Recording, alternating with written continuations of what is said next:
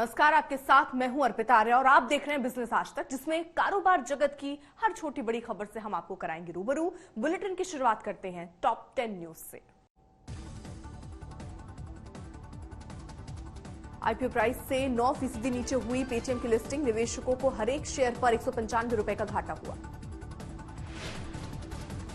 Listing के बाद market cap के लिहाज से 32 बैंकों से आगे निकली पेटीएम। जानकारों ने कंपनी के शेयर को ओवर वैल्यूड करार दिया।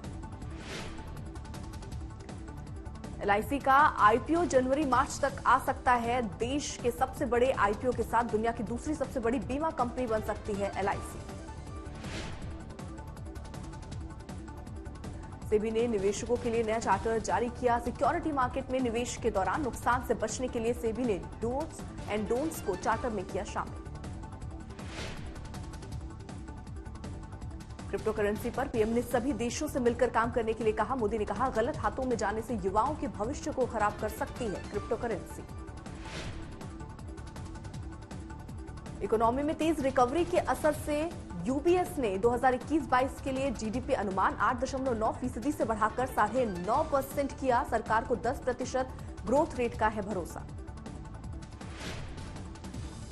अक्टूबर में वाहनों की रिटेल बिक्री में 5.33% की गिरावट आई। अक्टूबर 2019 के मुकाबले 26.5% से ज्यादा लुढ़की बिक्री।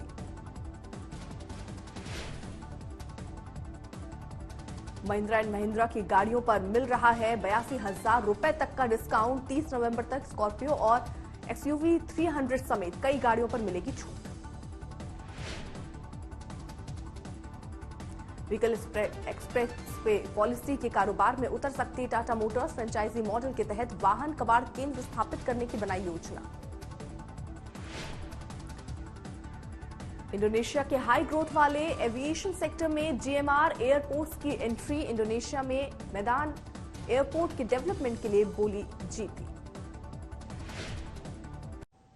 मंगलवार को पूर्वांचल एक्सप्रेसवे पर पीएम के प्लेन की लैंडिंग देश के इंफ्रास्ट्रक्चर के विकास के लिहाज से एक महत्वपूर्ण सफलता है। आने वाले कुछ वर्षों में देश में इस तरह के 17 हवाई पट्टियां तैयार हो जाएंगी, जिन पर वायुसेना के विमान कभी भी इमरजेंसी लैंडिंग कर सकेंगे।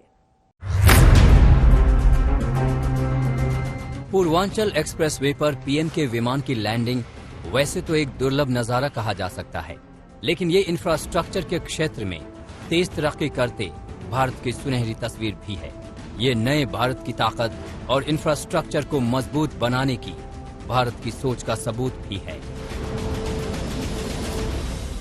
ये एक्सप्रेसवे लखनऊ से उन शहरों को जोड़ेगा जिनमें विकास की असीम आकांक्षा है।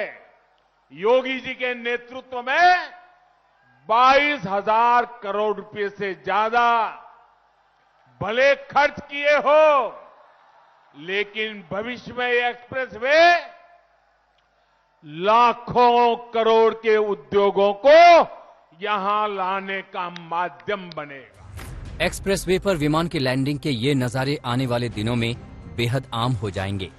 दरअसल भारत में 17 इमरजेंसी लैंडिंग हवाई पट्टियों को बनाने का काम चल रहा है।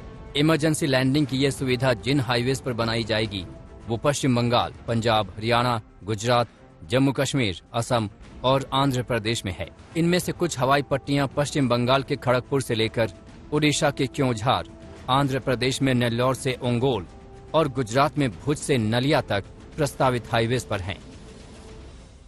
वैसे मंगलवार को हुई पीएम के प्लेन की लैंडिंग की योजना भी 2016 में केंद्रीय मंत्री नितिन गडकरी के बनाए एक मंत्री समूह की कमेटी के साथ हो गई थी।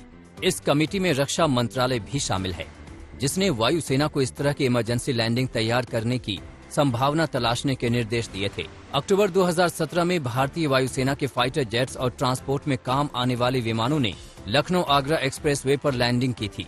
इस साल की शुरुआत में भी नेशनल हाईवे 925 पर बाड़मेर के नजदीक लैंडिंग की गई थी। ऐसे में समझा जा सकता है कि मंगलवार को हुई C-130J की लैंडिंग आने वाली सफलताओं की एक छोटी सी मिसाल भर है। ब्यूरो रिपोर्ट आज तक।